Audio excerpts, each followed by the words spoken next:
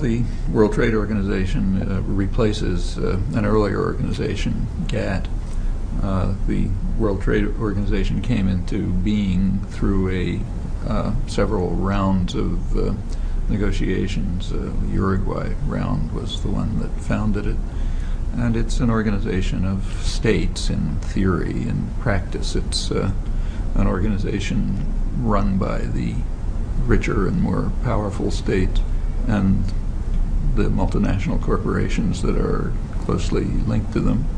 And it's the arrangements at the Uruguay round were set up. They're kind of a mixture of liberalization and protectionism, carefully crafted to ensure the wealth and power of the more privileged sectors that basically run it.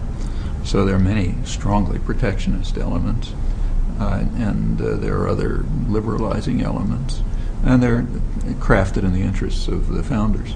And you can see it by, say, comparing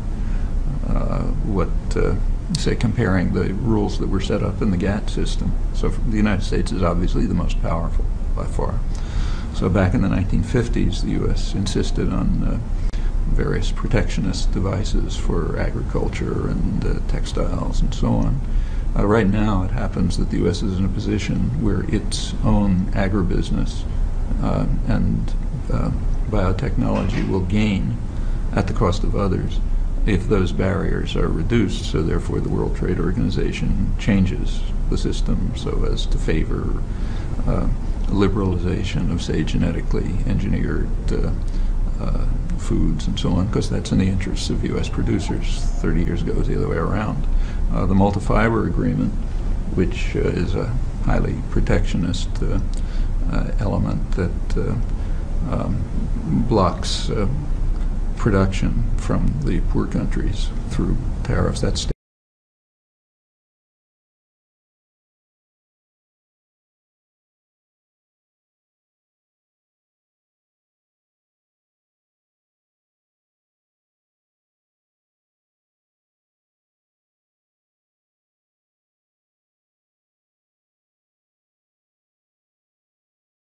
stays.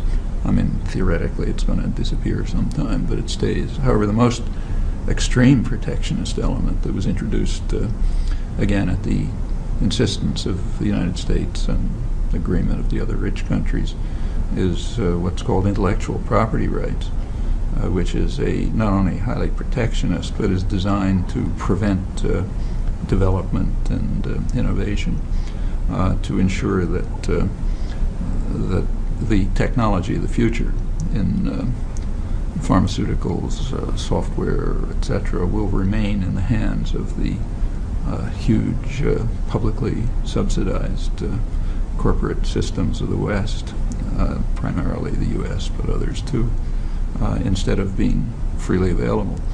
And various measures were introduced to which are, as I say, not only highly protectionist, but designed to prevent growth and development. So, for example, the institution of what are called product patents instead of process patents is quite significant. That means that if, say, Merck Pharmaceutical develops some technique to produce a drug under process, you could, under the earlier regime, patent the process. But if somebody figured out a smarter way to make it, you couldn't patent the product. They could make it that smarter way. Suppose, say, in India or Brazil or somewhere, they figured out a cheaper way to make it, they could do it.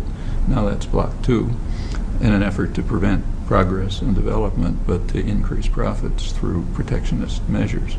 This is now having a big issue, primarily because of things like, the AIDS epidemic in Africa, the spread of malaria and other things. All the drugs are priced out of sight because they're not being sold at market prices. They're being sold at highly inflated prices due to the monopolistic protectionist measures introduced through the World Trade Organization arrangements. And there are many things of this kind. Where the other crucial aspect of the Uruguay round is that it extends further something which has been going on for some time, and that is the transfer of rights all rights, in fact, away from people and into the hands of corporate entities. So early in this century, corporations were, by judicial activism, granted, not legislation, granted the rights of persons. So they became persons. Of course, they're not persons. They're collectivist entities. They're actually, they're private tyrannies is what they amount to. But they were given the rights of persons. It's a great attack on classical liberalism, on the theory that rights inhere in people. But now these new arrangements extend that. So under the World Trade Organization rules, and not only them, corporations have rights way beyond people. For example, you and I don't have the right to, say, sue Canada if Canada is doing something we don't like. But the Ethel Corporation has the right to sue Canada if Canada's blocking distribution of some probably carcinogenic additive that they're producing. And similarly, all sorts of such arrangements. And these conflicts, if they come to arbitration under World Trade Organization rules, the arbitration is designed so that the corporations always win. In effect, I mean, don't say that, but that's what it comes down to. The arbitration is not a judicial proceeding. It's not public. There's no adversary proceedings, nothing like that. It's a secret proceeding carried out by what are called trade experts. We can guess who they are. And they come down with a ruling, and you can predict what the ruling's going to be. And there's case after case where it works the way you'd predict. The idea is to eliminate the democratic right of people to decide what they want to eat, or what they want to breathe, or what kind of country they want to live in, or whatever, and to transfer that right into the hands of the private tyrannies, investors, lenders, and so on, banks, under the guise that this protects trade. Now, trade may be good or may be bad, but it's not a fundamental value. It's not a fundamental human right to have international trade by General Motors. Maybe it's good, maybe it's bad, but to elevate it to the rank of rights is ludicrous. It's whether it's good or bad is an instrumental question. The question is, how does it affect people? And that turns out to be pretty complicated. But if it's raised above all other values in this highly nuanced way, so sometimes protectionism insist on protectionism, sometimes you insist on freedom of investment, freedom of capital flow, all depending on who benefits. Then of course it's a major attack, and intended as a major attack on human rights, on democracy, on the rights of peoples to decide what they want. So for example, if Europeans decide, let's say, we don't want to be experimental subjects, they don't have that right anymore. So for example, suppose that the biology department at MIT told you, you're going to be an experimental subject. We want to fiddle around with your brain or something. Supposedly you're supposed to have the right to say, well, I'm sorry, I don't want to be an experimental subject. But the World Trade Organization rules are designed so you don't have that right. So for example, if Europeans decide, look, we don't want to be experimental subjects with genetically modified foods because just too much uncertainty and nobody knows what's going to happen, and we don't want to be experimental subjects. We would like to make our own decision. Well, that is a right that's taken away under these rules. The corporate Monsanto, for example, can bring a case to the World Trade Organization and claim interference with their divine right to invest and trade freely. And that goes to a secret panel, which, of course, decides in favor of the corporations. Now, then the U.S. is permitted to retaliate. That's the way it works, and that's supposed to show that everybody's equal. So, for example, if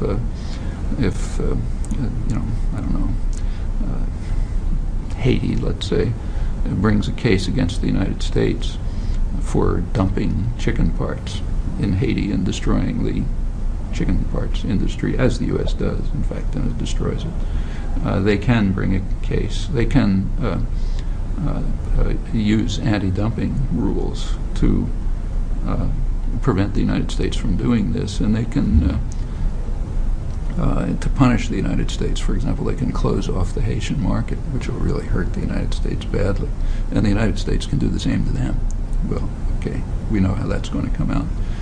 So the U.S. can impose penalties on Europe, and it can impose penalties on Haiti and, Kenya, and they can do it back to us, but this isn't even a joke. Beyond this, last point about this, the evolving rules, which are in the World Trade Organization and other arrangements, give corporations what are called the right of national treatment, meaning if General Motors operates in Mexico, they have to be treated like a Mexican business. On the other hand, that's a right that human beings don't have.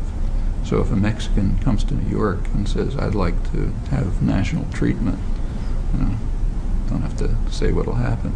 It's another respect in which the system is designed so that human rights are marginalized in favor of the rights of private tyrannies within a complicated way. And certainly one might ask why this whole organization is needed at all. Is it doing anything that GATT wasn't doing? I mean, during the GATT period, which is since Second World War, in the 1950s and the 1960s, trade growth increased fast. In fact, it increased faster than it's been increasing in the last 20 years. And that was just a different arrangement, of the powerful states, but not this one.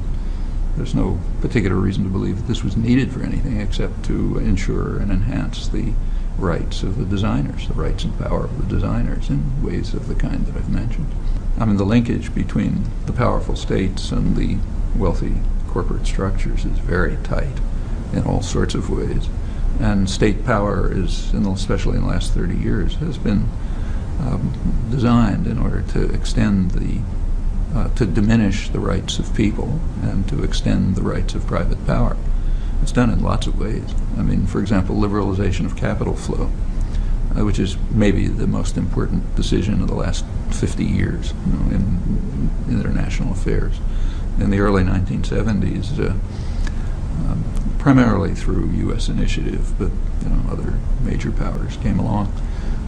There was a breakdown. The Bretton Woods system, the post-war international economic order, was essentially dismantled.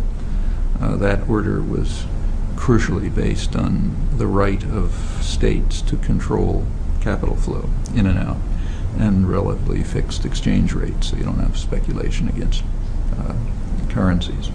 That was dismantled. There are a lot of reasons for it, but in any event, it was a decision to dismantle it. It wasn't a law of nature. And as it was dismantled, it had the expected effects.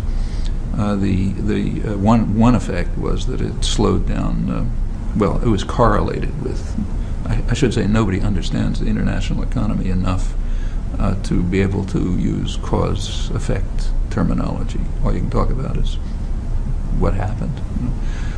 So there's no good models of financial markets and so on. But what happened was, as was predicted, in fact, by the founders of Bretton Woods around the 40s, that it slowed down growth, productivity, increased inequality, slowed wages down, and so on. It had these general negative macroeconomic correlates and probably consequences. But the other effect was not even in question. The founders of Bretton Woods, it was at that time the U.S. and Britain, recognized clearly that free capital flow would undermine democracy. I mean, that's almost trivial. If investors and banks and so on can move capital in and out of a country freely without constraints, they can set policy. They basically determine policy. They're what's sometimes called a virtual parliament. Like if some country's trying to, say, stimulate its economy or to carry out what investors regard as irrational policies, like, say, improving health or education or something like that, protecting the environment, well, you can punish them. Just defund the country. Drive up interest rates by pulling out money, which will slow down the economy and lead to a recession, and in effect terminate the policies. So allowing free it was well understood in the 1940s. This is perfectly explicit in the planning for Bretton Woods. I'm making it up. It was understood, and it's kind of obvious, that unless a country can control its own capital, basically, with constraints on export of capital, with decisions about, under what conditions people can invest, that they have to have, local privileges for, say, particular areas where you want to invest, or for minorities or women or something like that. Unless you have such constraints, the decision on how your country will run will be in the hands of concentrations of international capital, not in the hands of its own population. So it's a weapon against democracy. At the time, in the 1940s, there was just overwhelming popular support around the world for, including the United States, for essentially social democratic policies, what we call a welfare state. Policies designed to, government policies designed for the welfare of the population. There was enormous popular support for that, and in fact even more radical alternatives, like dismantling private ownership. And there was a lot of fear about that, and the Bretton Woods system was designed to protect those rights. It's sometimes called embedded liberalism. Liberalism meaning free trade, but embedded in sort of what we call welfare state measures, or social democratic measures. And of course, ever since then, the business world and the governments, which are close to it, have been trying to dismantle that system, naturally.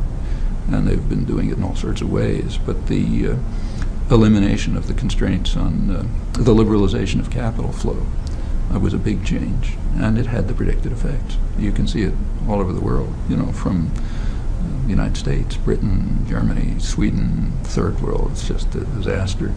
The welfare state measures are declining in the interests of concentration of wealth. The United States is a pretty clear case. This was always a very limited welfare state by international standards, like it's the only industrial country with no health care system, for example. But it had, there were measures, kind of New Deal style measures, and they increased in the 60s. But since the early 70s, they've been taken apart to a large extent.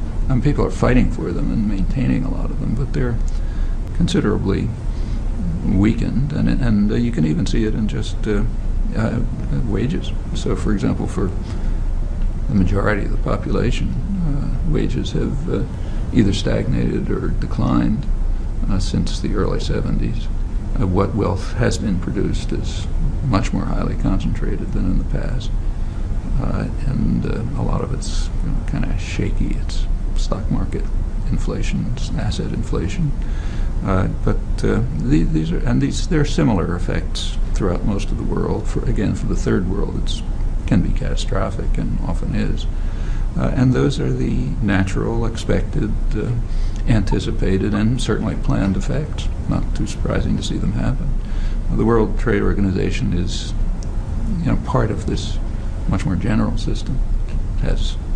Its design is to exalt the right to invest and to trade as the most supreme human value, but carefully nuanced, so there are strong protectionist elements, and to subordinate everything else to that. Well, no wonder that a huge number of people around the world don't like it. You can't take global polls, but probably the majority, in places where you can take polls, it's the majority of the population is opposed, for good reasons.